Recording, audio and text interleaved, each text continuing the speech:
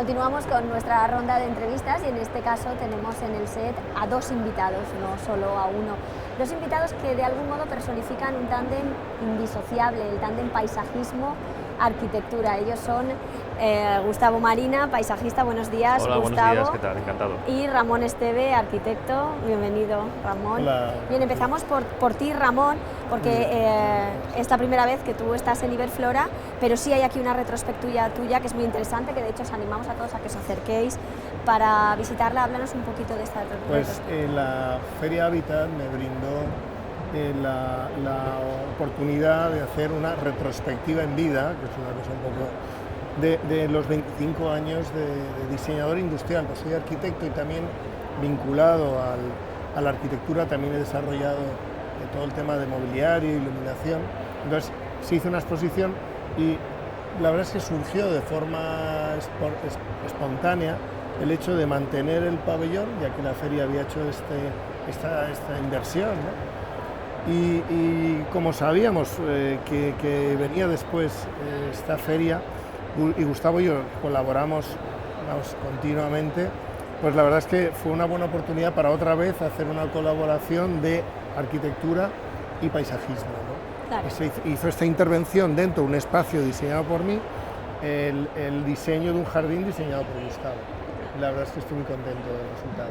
Claro, Gustavo, porque tú participas en sus proyectos, él en los tuyos, funcionáis como un tándem. ¿Cuál es la clave de lo que estamos viendo ahí fuera en la retrospectiva? Bueno, somos un equipo. Nosotros colaboramos con Ramón Esteve Estudio es un gran estudio de arquitectura. Nosotros somos una pequeña pieza que colaboramos con él en los elementos de paisajismo. Colaboramos y además nos divertimos, lo cual es muy interesante, ¿no? Tenemos ese juego que es muy apetecible, en el cual en sus obras, en esas tramas que él establece para sus obras y esos diálogos, nosotros aportamos alguna frase, ¿no? Algún poema también, que nos apetece muchísimo. Y este espacio que se llama Inside Green ha sido uno más de esos ejercicios en el cual retomábamos una arquitectura muy, muy interesante que tenía que ver con la geometría, con la luz. Ahora, si aprovecháis esta hora del mediodía, es fantástico porque se canaliza la luz. Y a partir de ahí pues establecimos un juego también con el paisaje interior, con la jardinería, en esa lectura de que el jardín próximo, el jardín dentro de casa, es parte al final de tu piel y es interesante para habitarla mejor. Hagamos un poco de background. El tándem paisajismo-arquitectura viene de muy lejos. Pues muy atrás, desde Versalles, ¿no? Con Le Notre y Le Beau, que es uno de los jardines más combinados con la arquitectura y con la ciudad más celebrados de la historia. Sobre todo por la planificación, es decir, el jardín y la arquitectura siempre han estado vinculados, pero ahí es el jardín racionalista, donde nace el jardín racionalista y donde, ya te digo, desde la ciudad, arquitectura, paisaje están enlazados. Pero luego hay muchísimos ejemplos, me viene a la cabeza pues el Central Park de Nueva York o el Hyde Park de Londres o hasta el Retiro, ¿no? Quiero decir, donde arquitectura y paisaje han estado conviviendo, ¿no? Claro. Y dialogando, que es la clave. ¿Y esto se da siempre o en realidad por parte de los paisajistas notáis que no todos los arquitectos tienen en cuenta este elemento paisajístico a la hora de poner en marcha proyectos? Bueno, es una circunstancia que sucede en ambos sentidos, es bionívoca. No todos los arquitectos ni todos los paisajistas tienen un arquitecto que de alguna manera también ordene esos jardines, ¿no? Yo pienso que al final, viéndolo en positivo, es un buen tándem, igual que aparecen otras disciplinas, ¿no? Sí. Pero es un buen tándem, que ahora se está desarrollando básicamente en la arquitectura más privada, claro, pero que quizás sería posible extenderla a otro elemento interesante como sea la arquitectura pública. Claro, en ese sentido parece que hay un cierto déficit, ¿no? En lo público. A ver, en lo público se hacen muchos parques y mucha intervención verde en espacios públicos, pero la verdad es que yo creo que, viendo, por ejemplo, simplemente los ejemplos que he dicho yo, viajando y viendo los éxitos, los grandes éxitos de los grandes jardines y las ciudades que sí que han tenido en cuenta el verde, ves que aquí hay un déficit importante. Y sobre todo porque muchas veces los egos de arquitectos, paisajistas, las faltas de coordinaciones y también la falta de valoración, de valor por parte del pueblo o de la gente no se llega donde se podía llegar. Yo creo que lo nuestro es un ejemplo de cómo, desde un punto de vista privado, ¿no? Iniciativas privadas que aunque parece quedan muy espectaculares, están hechas con los recursos de un privado, que siempre son muy inferiores a los recursos públicos. Conseguimos unos resultados, yo creo que muy interesantes. Yo creo que todo eso trasladado al espacio público haría que no solo pues, unas pocas personas disfruten de esa comunión, de esa celebración de dos disciplinas amplificándose una a otra, sino sería todo el mundo podría disfrutarlo. Porque hay una cosa que es importante, es decir, la arquitectura, al final, sobre todo la arquitectura moderna, es una arquitectura en la que los límites entre el interior y el exterior se han diluido, ¿no? Claro.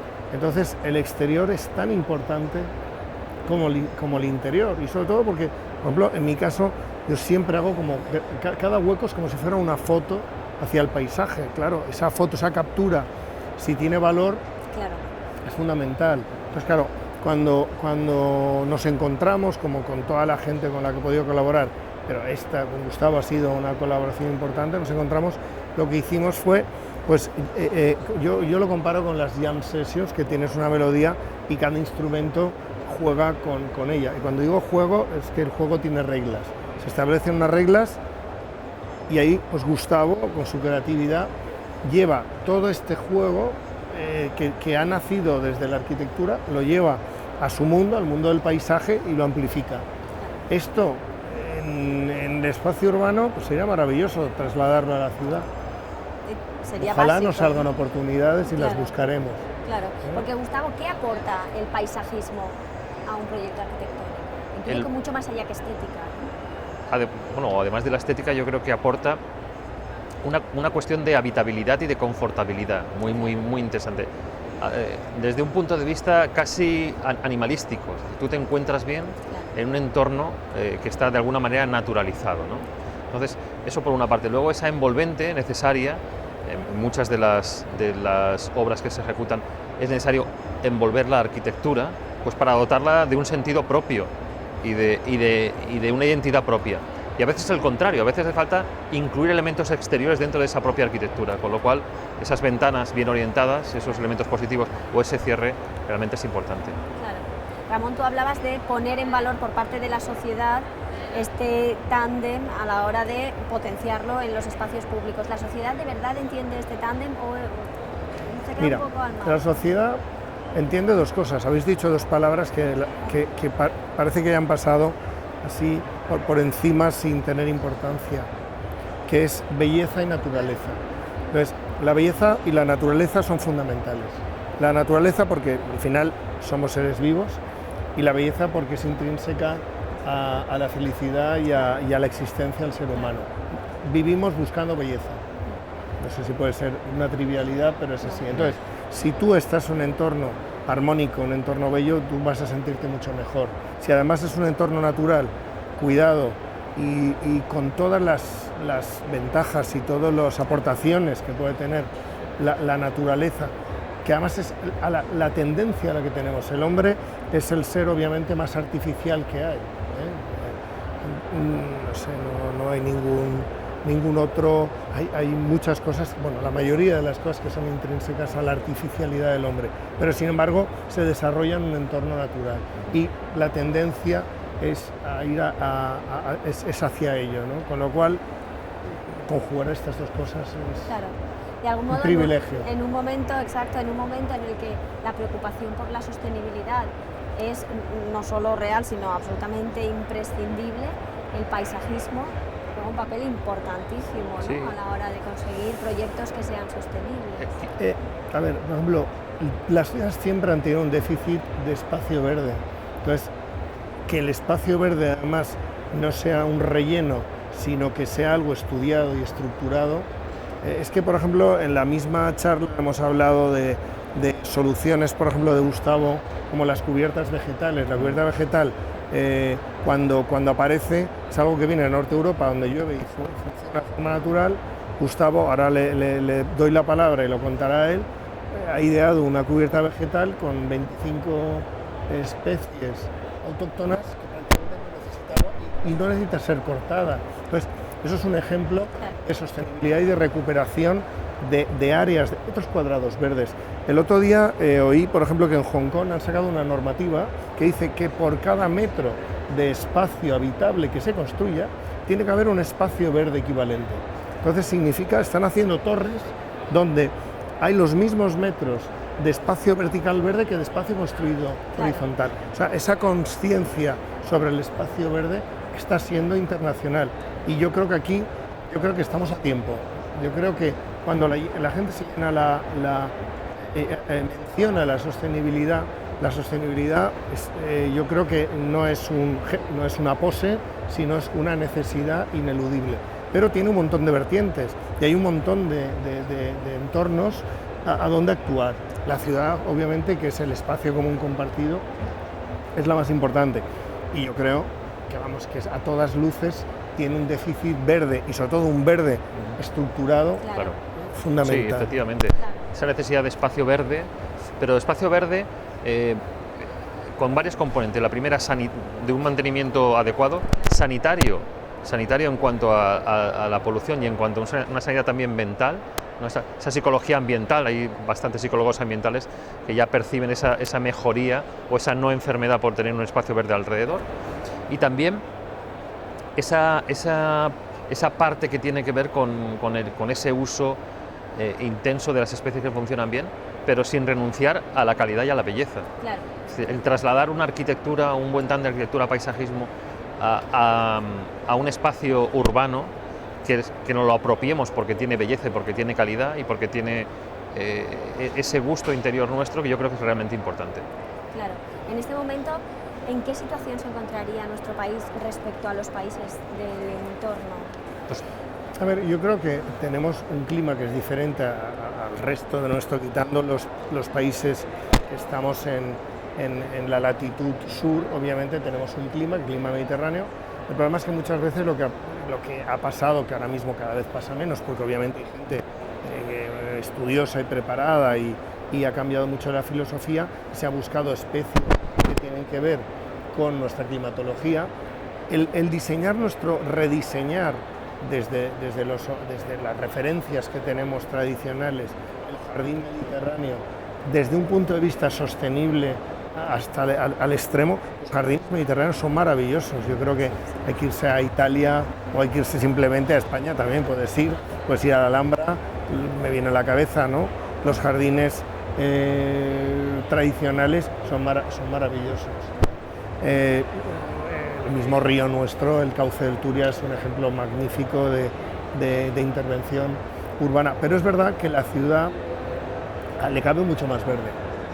Y sobre todo, importante, bien diseñado. Yo he puesto el ejemplo de la cubierta verde de Gustavo como un ejemplo de algo que podía sonar atípico aquí o algo impropio, y sin embargo, con un planteamiento inteligente puedes convertirlo en una solución propia, porque el enfoque es el adecuado.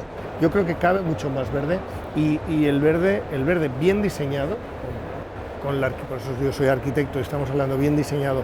Cuando digo bien diseñado, con un planteamiento racional, aparte del armónico, puede ayudar a mejorar la calidad de vida, pero incluso desde un punto de vista de salud, como estaba hablando Gustavo. Ya no solo un tema psicológico o un tema más poético, sino desde un punto de vista más tangible, como pues una salud física. Y luego yo creo que además la clave está en que los espacios no sean banales, ¿no? Aquellos espacios que el geógrafo Nasser Muñoz decía de la urbanalización, ¿no? Llegar a espacios que no sean reconocibles para ti, que los puedas ver aquí en Berlín o en Pekín. Es dar esa calidad propia que hace que se apropie el ciudadano de ellos, es realmente importante. Yo creo que eso se está, por lo menos, empezando a hacer, ¿no? Y está incluso transformando la sociedad. Es decir, me da la impresión de que tomar la iniciativa y aplicar un paisajismo racional y cuidado, pensado, repercute también en la manera de vivir de la gente, ¿no? Tú hablabas del río, ponías el ejemplo del río. Yo creo que eso ha transformado de alguna manera, o está en ello, la ciudad de Valencia, ¿no? En este caso. Totalmente. Es un gran ejemplo. Aquí estás viendo Parque Central en este momento, donde la gente va a la pradera con una mantita y se sienta, algo que no se había visto. pero seguramente de los tramos del Río de Valencia el que mejor funciona la parte forestal, porque es una foresta, es una pinada con césped debajo, la gente disfruta de estar en el campo. Claro. Aparece esa necesidad de volver a lo que nosotros decíamos que era ir al secano a jugar a la comba o al balón, aparece en la ciudad y por lo tanto hay que darles esos usos. Claro. O sea, al final lo que se está haciendo es retomar actitudes vitales incluso perdidas, pero de una manera buscada, ¿no? A ver, yo siempre, tanto en la arquitectura como en todo, cuando tú te enfrentas a cualquier tema, lo más fácil o lo primero que hay que hacer es buscar la tradición. Pero la tradición es algo tan simple como ver lo que se ha hecho antes. Y sobre todo es ver lo que se ha hecho antes durante miles de años. Entonces, ahí sacas un montón de lecciones. O sea, ahora mismo tenemos unos sistemas de irrigación que puedes hacer un jardín como quieras en cualquier sitio, pero eso tiene un problema, se encuentra contra algo que es el sentido común y que ahora se llama en ese campo sostenibilidad, que es sentido común. Claro. Entonces, si tú recuperas esa optimización y te basas en lo que se ha hecho cuando había menos recursos, cuando uno no podía poner lo que quisiera donde quisiera, vas a encontrar fórmulas maravillosas.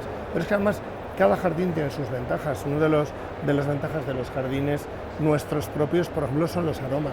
O sea, los aromas de los jardines mediterráneos para mí son muy superiores al resto a muchos otros jardines que también son maravillosos. Claro. Entonces, tienes que potenciar tus ventajas, ¿no? Claro, y sobre todo supongo que es lo que tiene sentido, que es lo más sostenible, lo más racional.